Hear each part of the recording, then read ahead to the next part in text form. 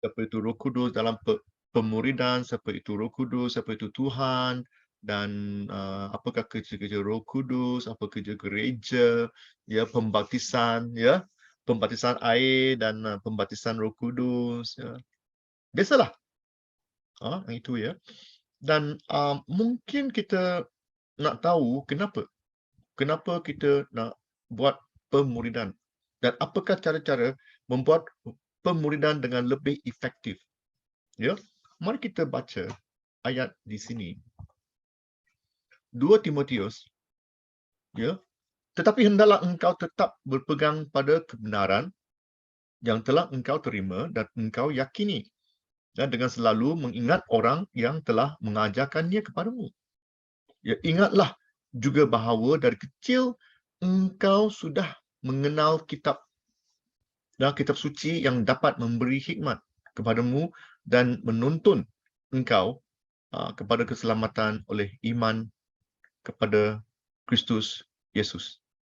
Ya, Paulus menggalakkan Timotius. Timotius masa dia kecil dia dah dimuridkan, ya, disciple. Oleh siapa? Mak dan nenek dia. Alright? Mak dan nenek dia. Eunice, Louis. Ya. Dan itu penting. Kerana pemuridan pada Timotius, kita nampak bahawa Timotius meningkat dan dia menjadi seorang pastor. Ya, ataupun dia menjadi seorang pemimpin. Gereja sekarang kurang, tak cukup pemimpin. Setuju ke tak setuju? Ya, tak cukup. Oleh itu, saya ada satu beban. Saya dah beritahu Pastor Sanusi, beritahu Pastor Rasid, kalau boleh saya membuat melatih, ya, melatih lebih pemimpin gereja-gereja, ya, dan saya bekerja rapat dengan Pastor Sanusi. Apakah cara untuk meningkatkan ataupun melatih pemimpin-pemimpin dalam tiap-tiap gereja, ya. Kalau ada kamu yang nak saya melatih jemaah-jemaah anda, walaupun di Sabah dan Sarawak, boleh, ya. Jangan risau. Kos saya boleh tanggung, saya boleh apa, ya, tak ada masalah. Yang pentingnya beri saya makanan. Itu penting. Makanan. Kalau saya pergi tempat orang asli, ya, yang pentingnya makan labi-labi, ya. Makan katak. Babi hutan. Ya. Pemuridan ini penting, ya, supaya kita tidak senang, ya, diombang-ambik, ya, ombang-ambik. Saya pernah bincang dengan seorang bukan Kristian, bangsa Cina, dia percaya agama Cina semua. Saya duduk dengan dia, saya pun pelik. Wah, orang ni memang pandai, ya. Dia memang fasih dengan ajaran-ajaran Cina, bukan Buddha, tetapi negara Cina, tak ada orang yang Taois. Wah, dia fasih, dia pandai, ya. Mungkin dia pernah belajar di mana. Wow. Sekarang Buddha, tempat-tempat Buddha, mereka juga ada belajar, ya, tentang kitab-kitab suci mereka, buku-buku suci mereka, Buddha. Islam juga ada sekolah-sekolah Islam untuk mengajar budak-budak, ada ustaz, ya, imam, ya, mengajar. Mereka mengaji. Macam mana dengan Kristian? Ya. Berapa peratus jemaah-jemaah kita mengenali tentang Alkitab? Kalau kita beri ujian pada jemaah-jemaah kita, berapa peratus mereka akan skor? 8, 10? 6, 10? Ya. Oleh itu, pemuridan itu penting supaya dia akan menajam, sharpen our thinking. Ya, cara-cara kita fikir lebih tajam, cara-cara kita fikir lebih bersistematik, dan ia akan meningkatkan keimanan kita. Kalau tidak, cubaan datang, mereka goyang-goyang. Alright? Okay. Nah, mari kita tengok apakah proses pemuridan. Apa langkah-langkah, ya, cara-cara kita membuat pemuridan yang rapat dengan penginjilan. Oleh itu, langkah yang pertama ialah langkah menyebar. Right? Proclamation. Proclaim. Menyebar. Right? Macam apa yang saya katakanlah, orang memerlukan, orang perlu memahami Alkitab. Ya. Bukan hanya orang perlu memahami Alkitab. Orang harus mempunyai instruction, mempunyai tunjuk ajar yang benar, ya, yang boleh mereka faham. Ya. Kenapa? Kerana apabila seseorang membaca Alkitab, itu kerja Roh Kudus. Apabila kita menyebar Alkitab, menyebar berita baik, ya, kita menggunakan Alkitab. Kita menggunakan ayat-ayat kerana Tuhan, Roh Kudus akan bekerja di dalam ayat Tuhan. Ya, bukan kata-kata kita, tetapi apa yang dikatakan dalam Alkitab. Ya. 2 Timotius 3:16 mengatakan bahawa segala tulisan yang diilhamkan Allah memang bermanfaat untuk mengajar, untuk menyatakan kesalahan, untuk memperbaiki kelakuan, dan untuk mendidik orang dalam kebenaran. 4 hal. Mengajar, menyatakan kesalahan, ini tak baik, itu tak baik. Kalau tak elok, memperbaiki dan mendidik. Ya, mendidik. Dan yang pentingnya, ya, saya nak kamu semua tengok, yang pentingnya ialah diilhamkan. All scripture is breath. Diilhamkan. Kalau ia diilhamkan, maksudnya kita tidak boleh mengatakan, oh, ini dari Tuhan. Oh, ayat ini bukan dari Tuhan. Ayat itu dari Tuhan. Oh, ayat ini lebih penting semuanya. Tak, kita tidak boleh pilih. Ya. Segalanya penting. Alright. Dan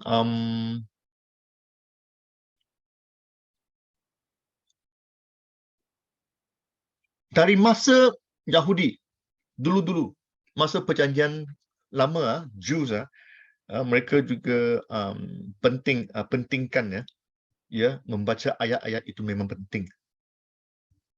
Ya. Kerana apabila seseorang membaca ayat-ayat, mereka kena berespondan. You got to respond. Percaya atau tidak percaya. Ikut ataupun tidak ikut. Ya. Kita pernah dengar janji-janji Tuhan. Ya. Memang selalu Tuhan menetapkan janji-janji dia. Oleh itu kita boleh percaya. Apabila kita membaca Alkitab, kita bukan hanya membaca secara buku cerita.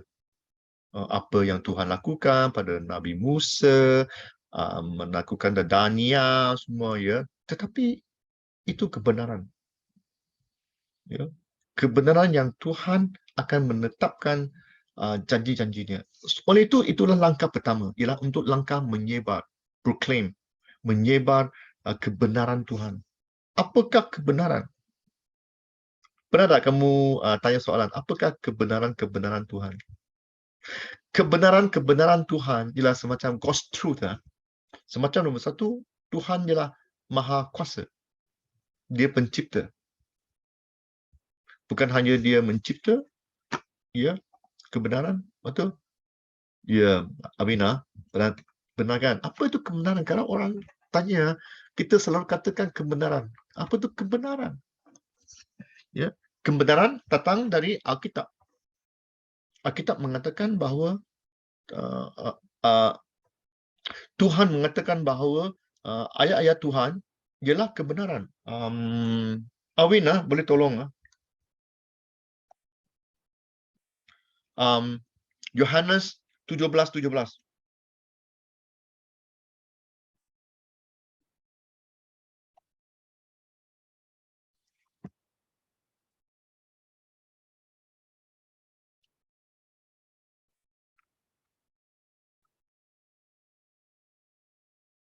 Apakah itu? Boleh tak tolong baca? Yohanes 17:17. Awin?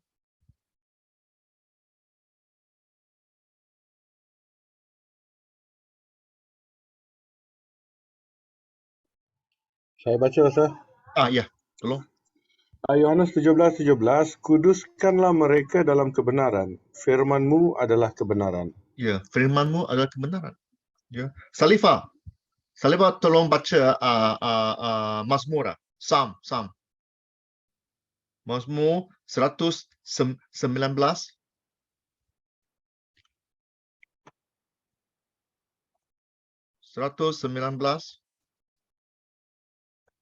Ayat 160. Mazmur.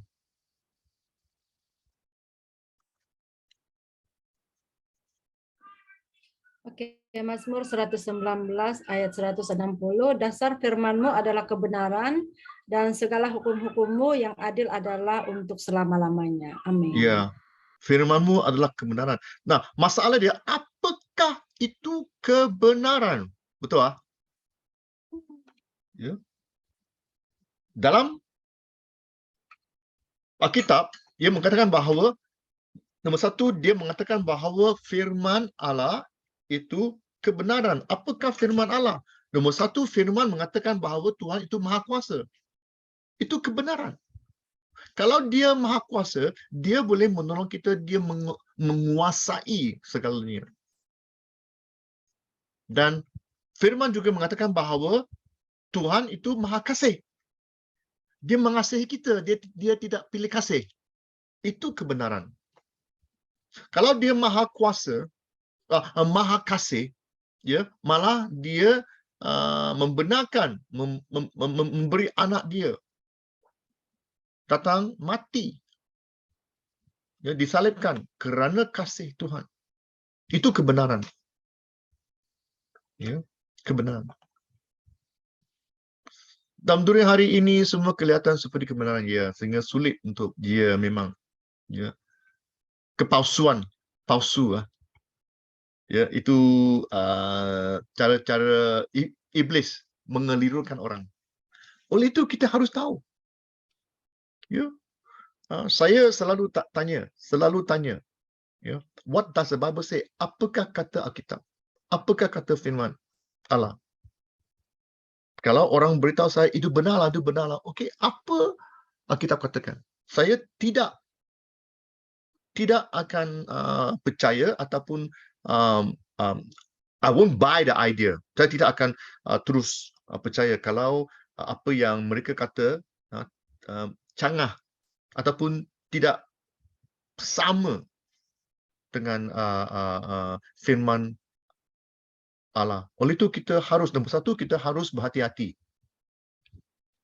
Right? We have to be careful. Ya. Nombor dua, kita harus tajam. Cara-cara fikir kita tidak diombang-ambing. Dengar sini syok-syok, percaya. Nah. Itu satu tipu helah dari iblis, syaitan. Alright? Soalan? Nombor satu ialah langkah menyebar, langkah kita nak beritahu ya. Nombor dua ialah langkah menjadi contoh. Bukan hanya kamu kata, tapi kamu hidupkan apa yang kamu katakan. Orang ingin nampak, lihat, ya lihatlah, sorry lihat, ya. Orang ingin lihat apa yang Kristen lakukan. Kamu kata jangan buat, kamu buat tak? You know. Hisap rokok itu tak baik. Tapi adakah kamu hisap rokok? Ya, kan? Ya, orang nak lihat, ya. Teladan, ya bagus Ramlan menjadi teladan dan saksi. Ya. Supaya kamu jangan hanya cakap tapi dapat, ya, dapat lakukan apa yang kamu katakan, ya. Nah, biasanya orang ingat 8 kali lebih jelas apa yang mereka nampak dari apa yang mereka dengar. 8 kali. Ya, 8 kali. Kita menjadi contoh hidup kita. Walaupun semacam kita di Malaysia, kita dengar banyak cerita, sekarang pilihan raya dah datang, lagi banyak cerita, orang ini, orang itu semua. Banyak cerita. Ya, apakah cara-cara kita sebagai Kristian kita hidup? Right? Dan cara kita hidup ialah mengikut jejak Yesus. Ya. Follow Christ. Kerana kita inginkan orang-orang menjadi Kristian. Ya.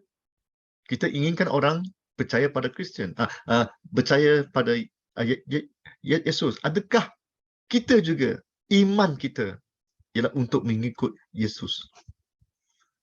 Ataupun kita menggunakan cara-cara kita sendiri?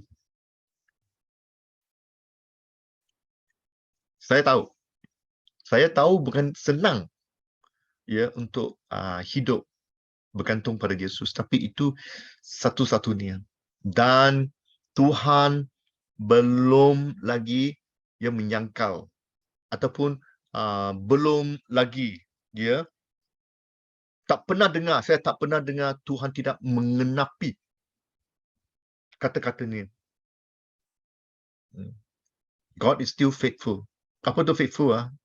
Tuhan masih faithful, setia. Tuhan masih setia pada apa yang dikatakan. Setuju? Ya. Oleh itu kita boleh. Ya. Semacam kita di sini ya, kelas kita di sini, ramai kamu pastor ya ataupun melayan Tuhan, ada yang kamu sini baru saja ya, baru saja masuk kelas ataupun nak belajar menjadi pemimpin yang lebih cekal ya. Walau dalam apa keadaan, hidup kita mesti bergantung pada Yesus. Kenapa? Nombor satu ialah untuk mendapat berkat dari Tuhan, kan? Kalau kita bergantung pada Yesus, Yesus akan menolong kita mengenapi janji-janjinya pada hidup kita, ya, memberkati kita. Nombor satu. Nombor dua, kita menjadi teladan, contoh teladan. Supaya orang lain nampak, wow, dia ni best lah. Dia percaya pada satu Tuhan yang boleh menolong dia. Wow. Kita menjadi teladan. Okay. Alright. Soalan?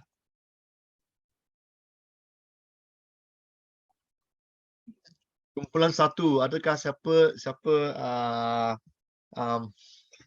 boleh memberitahu kita? Jangan panjang-panjang, hanya 2 minit. Ya, Pastor. Kumpulan 1. Okay. 1 minit pun boleh lah. Boleh. Lagi bagus, 1 minit. Bagi poin saja, poin Maria. 1. Ya. hidup selalu bersyukur dalam segala cabaran, tetap fokus dan bergantung kepada Tuhan, dan kehidupannya dia tidak takut atau khawatir, dia selalu melibatkan Tuhan dalam perancangan dalam setiap aspek kehidupan. Wow. Walaupun kehidupannya naik setinggi bukit atau turun sedalam lembah, seseorang itu masih pegang kepada Tuhan. Seperti Abraham, dia mengasihi dan rela taat kepada Tuhan sehingga sanggup menyerahkan anaknya sebagai korban. Dan Nabi Nuh juga, seperti Nabi Nuh juga tetap taat walaupun ditertawa semasa membina bahtera. Dan sebagai seorang Kristian, dia tetap ada kasih, sabar menghadapi masalah. Ya. Ya, Dan bagus. ada lagi satu kontroversi ialah seorang yang beriman ini kontroversi lah, dia tak menerima vaksin. Tak beriman. Oh, beriman tidak menerima vaksin. Okay. Pastor, cerita benar tau. Kakak saya tak menerima vaksin, Pastor. Ada. Kalau ya mantap lah, mantap ah. Sani kata mantap, bagus ya. Itu memang satu tajuk perbincangan lah bagi pastor-pastor juga. Ada kawan lah, Kim kawan pastor, mereka pastor juga, mereka tidak divaksin lah. Oleh itu kita pun kata kalau kamu tidak vaksin macam mana kita melayan? Macam mana nak berdoa untuk orang lain? Masa itulah. Okey, sekarang bukan masanya untuk bincang lah. Kalau kita ada masa mungkin kita bincang satu hari lain lah. Okey, bagus. Kumpulan nombor 2.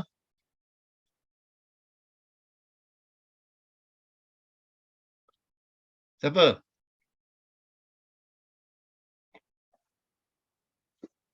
Kumpulan 2. Okey, saya just bacakan poin-poin tadi yang kami Okey, bagus. Tulis. Okey. Di sini ada 1 2 3 5 poin saja.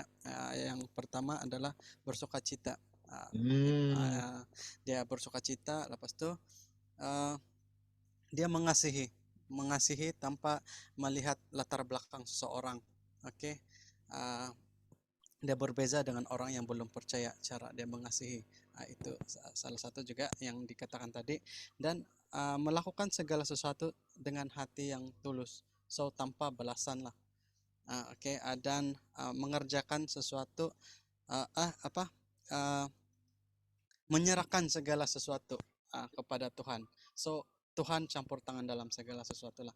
Dan saya sendiri saya katakan melangkah terlebih dahulu. Nah, itu dari kumpulan kami, Pastor. Thank you. Bagus. Kumpulan 3. Okey, dari kumpulan 3, saya Pastor Ramlan, Pastor Ezekiel, Oni, apa lagi ya, Aryani dan Jamita. Okey, saya bacakan saja poin-poin. Ciri-ciri Kristian yang beriman adalah setia. Yang kedua, dia setia dalam segala hal lah. Yang kedua, selalu bersyukur, taat, sentiasa menjauhi dosa, mengutamakan firman Tuhan, sentiasa berdoa. Dan tadi saya ulang balik, mengutamakan firman Tuhan, dia bukan saja dengar firman Tuhan, tapi dia juga menjadi pelaku firman Tuhan. Dan selain itu, seorang Kristen yang beriman adalah orang yang ada penguasaan diri dari segi tingkah laku, sikap, perkataan, pemikiran. Pokoknya itu buah-buah roh lah ya. Dan yang paling dasar daripada semua itu, dasar yang paling top dalam sebagai seorang Kristen adalah kasih. Kalau kita tidak mengasihi Tuhan, bagaimana kita mengasihi orang lain? Maksudnya begini, ya. Kalau kita tidak ada kasih, macam mana kita mau menjangkau orang lain? Kalau kita tidak ada kasih, macam mana kita mau menjauhi dosa? Begitu. Jadi semuanya itu adalah dasar sebagai seorang Kristen adalah kasih dalam segala hal. Kasih kepada Tuhan, kasih kepada manusia, kasih kepada pelayanan juga. Kalau kita melakukan pelayanan tanpa kasih, nah itu semuanya sia-sia, kita lakukan dengan macam sambil lewat, tidak ada komitmen. Begitu. So, itu saja dari kami, Pastor. Bagus. Okey, kumpulan nombor 5.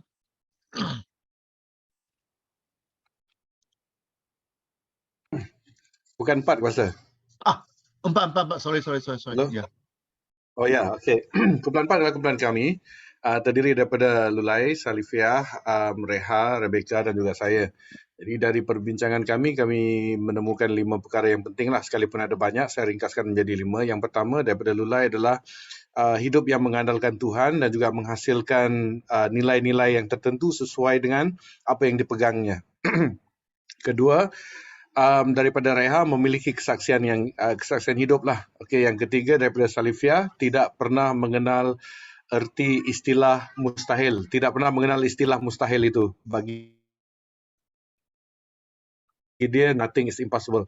Lepas tu daripada Rebecca tidak mengalah dan tetap teguh dalam segala cabaran.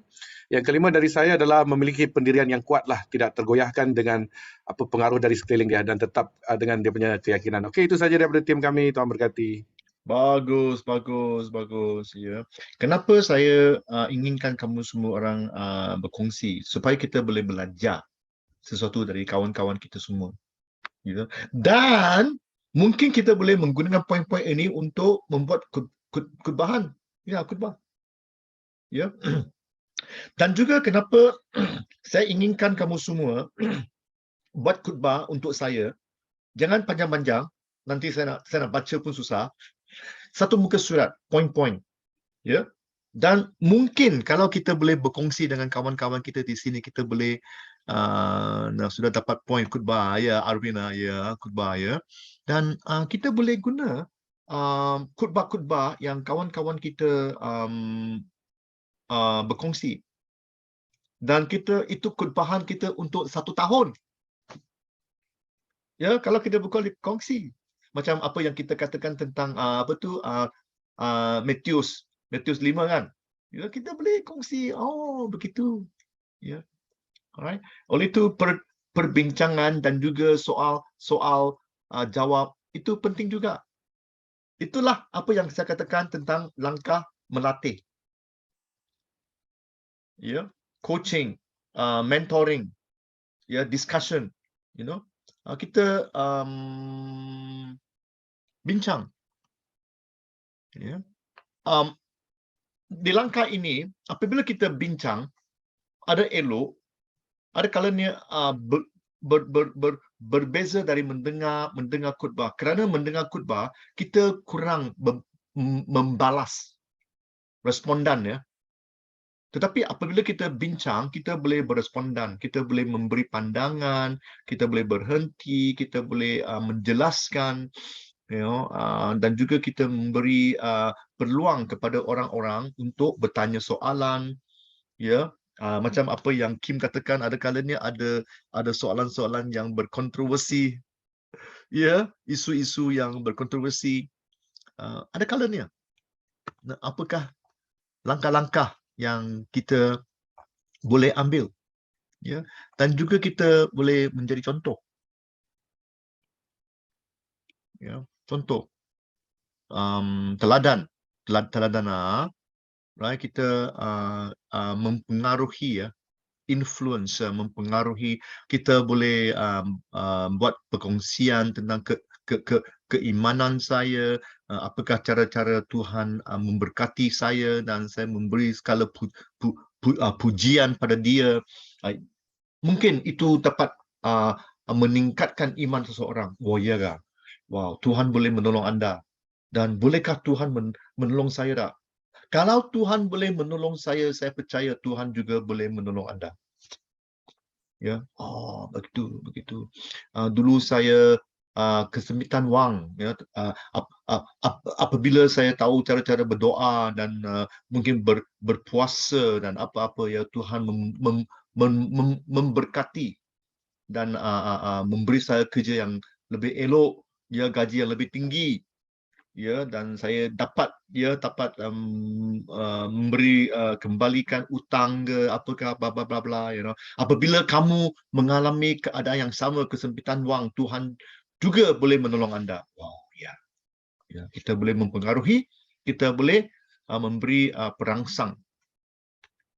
Ya. Alright. Dan ada kalanya cara-cara kita mempengaruhi. Nah, ini juga satu isu, ya, bagi banyak gereja ialah tentang kanak-kanak, ya, sekolah minggu. Jangan hanya panggil kanak-kanak itu sekolah minggu, tapi panggil betul gereja remaja. Wah, ya, bestnya. Gereja remaja. Kenapa tidak? Budak-budak juga perlukan khotbahan-khotbahan dari firman-firman Tuhan. Ya, kanak-kanak juga perlukan doa, perlukan urapan dari Roh Kudus. Kenapa tidak? Ya, buatlah kelas-kelas sekolah minggu semacam satu gereja, satu gereja. Ada nyanyian, lepas tu ada khutbahan. Tak perlu panjang. 10 minit, 15 minit doa untuk mereka. Adakah sesiapa di sini perlukan doa? Ya, mari kita semua doa untuk ibu dan bapa. Ya, kita boleh. Ya. Kalau kita buat begitu, kita dapat mempengaruhi mereka.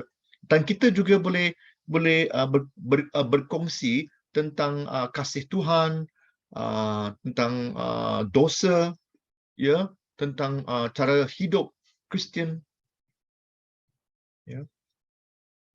Dan kita juga boleh mentor mereka. Mentor. Apakah itu mentor? Mentor adalah mengajar sesuatu yang kita tahu. Ya. Nombor satu, saya memang ada beban untuk melatih, ya, melatih pemimpin-pemimpin. Nombor dua, saya juga ada beban, ya, untuk melatih lebih mentor. Budak-budak, kita boleh mempengaruhi mereka. Ya. Right? Beritahu mereka apa yang kita tahu. Saya sudah menjadi seorang Kristian, untuk 10 tahun. Ya, mungkin saya boleh berkongsi sesuatu pada budak-budak.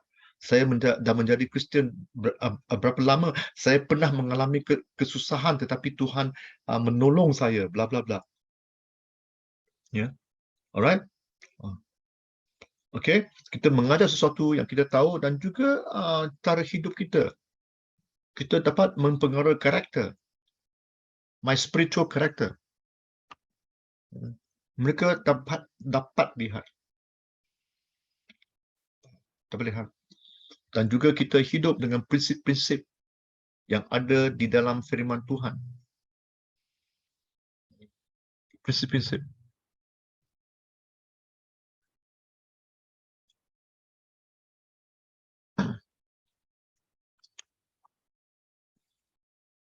Melatih, ya, mentor itu mengambil masa yang panjang. Terutama dalam budak-budak. Kalau mereka muda, 6 tahun, 7 tahun, nak menjadi orang dewasa semua, 10 tahun, belasan tahun, ya, kita mengambil masa yang panjang. Itulah sesuatu yang kita boleh, ya, kita mengatakan bahawa we pour our life, kita memberi hidup kita pada orang-orang. Ya. Inilah langkah melatih, ya. Dan langkah seterusnya, langkah keempat ialah langkah soal jawab. Kita memberi peluang pada orang-orang untuk tanya soalan. Mereka mungkin akan tanya soalan seperti, siapakah Tuhan anda? Tuhan, ya, who is your Lord? Ya, ramai orang cara-cara mereka mengetahui Tuhan mungkin berlainan daripada kita. Ada yang mengatakan Tuhan itu seseorang yang jauh lah. Dia Tuhan, tetapi dia jauh, dia tidak langsung dalam hidup saya. Tidak. Alkitab mengatakan bahawa Tuhan hidup tinggal dalam hidup kita. Kita boleh jawab soalan-soalan mereka. Mereka juga ingin tahu siapakah anda, siapakah kita hidup, kenapa Tuhan mencipta kita, kenapa kita wujud. Pernah tak kita tanya soalan-soalan begini? Macam apa yang saya katakan pada Sani, ya, minggu dulu kan, ya. Apakah kebenaran, bla bla bla. Inilah soalan. Ya, orang akan tanya kita. Ya, kita juga boleh tanya soalan macam siapakah kawan anda?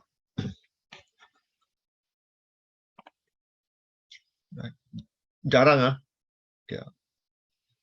Kerana Aryani katakan jarang kita tanya soalan itu. Kalau kita ada kawan yang belum menjadi orang percaya, mungkin mereka akan tanya soalan begini. Siapakah kawan anda? Paulus juga mempunyai kawan.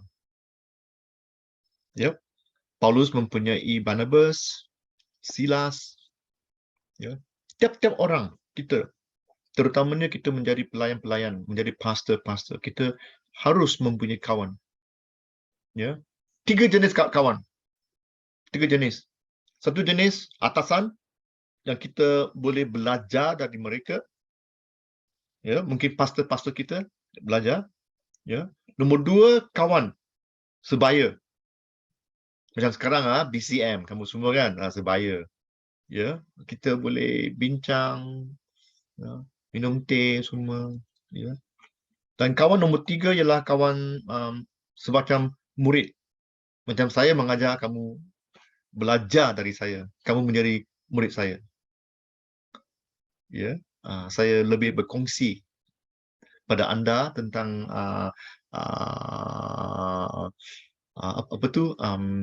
tentang hidup saya, pengalaman saya, apa yang saya harungi. Ya, saya ada keluarga, isteri, anak, sekarang ada cucu. Ya, Arwin belum ada cucu lagi ya. Belum lagi ya. Hidup berlainan. Ya, apa yang saya alami dulu. Ya, dulu saya pergi gereja dengan bas. Belum ada motor, saya tak pernah ambil motor, saya tak tahu ambil motor. Ya, basikal saja. Selepas bas, basikal. Lepas tu gereja jauh, basikal pun tak boleh, kena naik bas. Ya, kalau tak ada bas, kena naik taksi, wayo mahal. Alamak, ada kalanya dah naik taksi, makan tengah hari pun tak ada. Apa boleh buat? Itu hidup. Ya, tapi puji Tuhan. Ya, saya memanglah masa dulu saya sebelum dulu-dululah muda-muda dulu tak tak ada duit, tak banyak duit semua, tapi saya kurang kelaparan. Ya, kerana Tuhan berkati. Sampai hari ini, ya, Tuhan masih dia menolong. God is watching over my life. Ya, dia memerhati hidup saya. Ya, itulah satu pengalaman saya. Dan saya boleh berkongsi dan saya boleh mempengaruhi kawan-kawan saya untuk teruskan keimanan pada Yesus. Ya. Dan juga kita boleh tanya soalan-soalan macam di manakah tempat pelayanan anda? Ya. Pelayanan anda.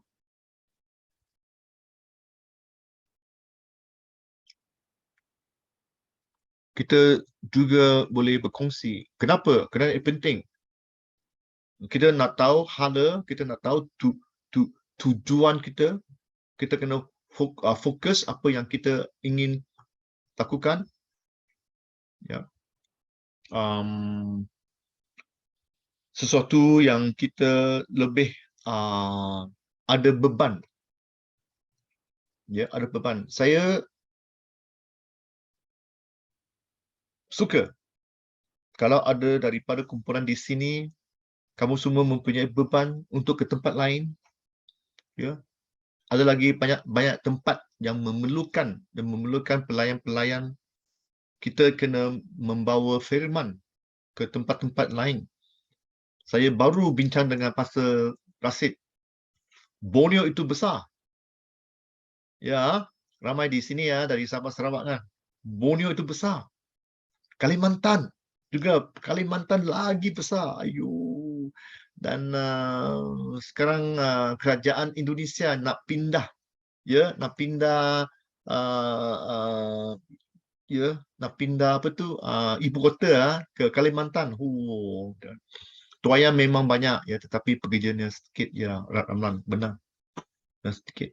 Oleh itu Yesus katakan kita kena berdoa untuk ya lebih ramai pekerja. Ya, nombor satu, kita boleh berdoa untuk pekerja-pekerja.